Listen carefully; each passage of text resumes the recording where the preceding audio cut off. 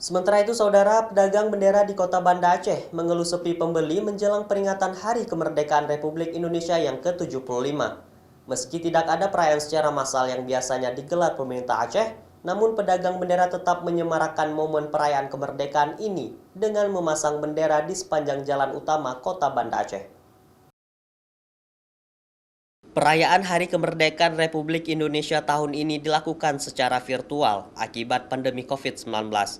Hal ini berdampak pada pedagang musiman yang menjual pernak-pernik perayaan kemerdekaan seperti bendera dan umbul-umbul. Pedagang mengeluh sepi pembeli menjelang peringatan Hari Kemerdekaan Republik Indonesia yang ke-75. Biasanya dalam sehari mampu menjual puluhan lembar bendera, namun kini hanya terjual 5 lembar saja. Selain itu, pemerintah juga tidak merayakan karnaval maupun pawai kemerdekaan. Hal ini juga berdampak pada omset penjualan pedagang musiman tahun ini menurun drastis.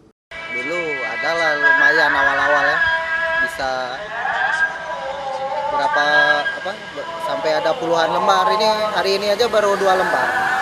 Pastinya ada penurunan karena upacara pun kan nggak ada kan, kegiatan-kegiatan yang lainnya nggak ada. Karnaval katanya kan nggak ada. Biasanya kalau ada karnaval tuh hias-hias mobil pun kan ada belanja gitu. Biasanya, pernak-pernik perayaan mulai dari bendera, umbul-umbul, serta background bendera. Harganya pun bervariasi mulai dari Rp20.000 hingga Rp300.000, tergantung jenis bahan dan ukurannya.